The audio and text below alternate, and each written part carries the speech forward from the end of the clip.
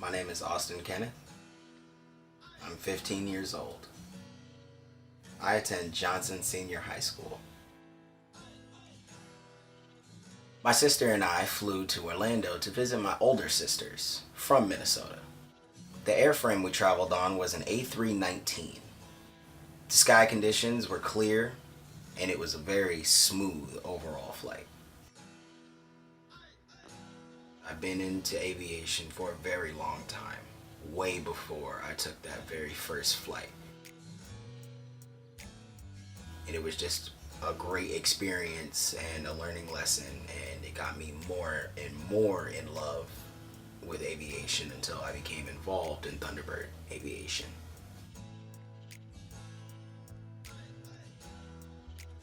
As a little kid, I just saw that airplane fly over and I was just like, wow. You have to know how to keep a cool head no matter what it is. When anything goes wrong, you gotta know your stuff. Two, you gotta have great study habits. You need to be able to sit down, look at your checklists, reminisce on your flight, realize what you did wrong, what you can do better, realize what went well, and overall just give yourself feedback. This career path comes with a lot of responsibility because not only are the people in your plane lives at stake, it's your life and anyone on the ground. You have to know your stuff. You have to know who you're dealing with and what you're dealing with. You have to know that aircraft piece by piece. You have to know your flight plan piece by piece. Nothing can go unnoticed. You have to have absolutely zero doubt no matter what it is. You have to know everything to 110%.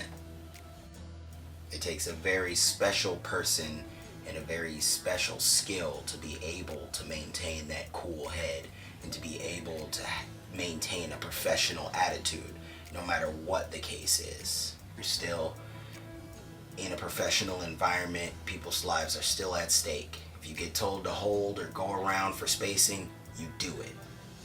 It takes passion, love for what you do, complete understanding, complete awareness, and a certain grit that not a lot of people have. You got to be able to push through and fight through every single adversity that you're going to come across. And believe me, in aviation, you're going to come across a fair amount of it.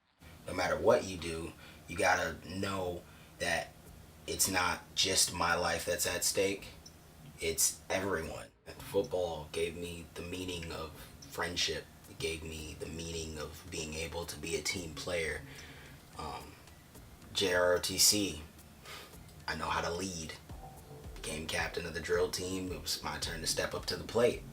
I know how to lead now. I know how to communicate with the people that are in my group, and the same will go for when I'm the captain of an aircraft. You have to know how to communicate with, your flight crew.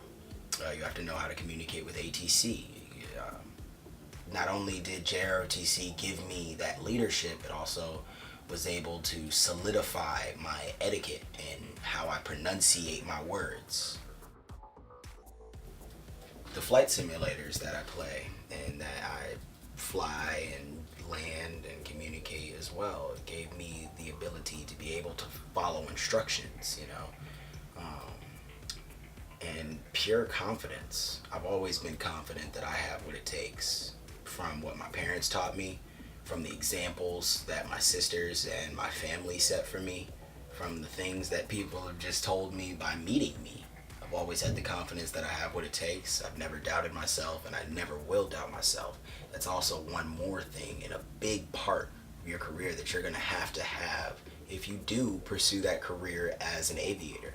You have to have confidence. You have to know everything just like the back of your hand. You got to know, if I do this, this may happen. You gotta know the 5 C's. You gotta know your procedures if you're lost.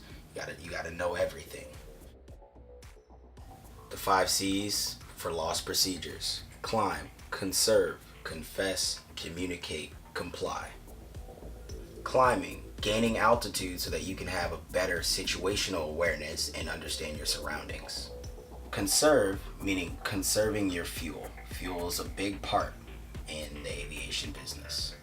Confess to ATC what went wrong, what you did, what is happening, and what you want to do. Communicating. Never stop communicating. ATC, when you are lost, and any frequency that you are tuned into could be the difference between life and death. Doing what ATC tells you to do. That is done no matter what. You get told to go around, you go around. You get told make left traffic, runway 26 left, you make left traffic. You get told enter left downwind, runway 26 left, you enter that left downwind. You get told do not exceed 250 knots, you do not exceed 250 knots. Your life is not the only life that's at stake. It's multiple people, and that could be hundreds, even thousands. Junior ROTC told me a lot about discipline. We had to stand at parade rest for more than 45 minutes at a time, and that's a piece of cake to a lot of you veterans out there. I've flown about 2 aircraft, a Cessna 172 and a Piper Warrior 2. On 2 separate occasions, I had major amounts of fun each time. The first time I flew, I sat in the right seat for second in command. The person that sits in the right seat is known as second in command or the first officer. The person that sits in the left seat, that is the captain. They're the pilot in command, and they have the official say in anything that goes on in that aircraft. Although they do, the first officer and the captain, they have to communicate and they have to work together to solve any issue. The pilot in command, left seat, captain, can say, first officer, take the controls. As I continue to get the knowledge, the understanding, as I continue to finish ground school, and as I go through and get all those flight hours that I need so I can actually hold that certification card that says I am a certified private pilot, a VFR pilot, I will have had the experience, I will have had the knowledge, and I'll be completely ready, 100,000%.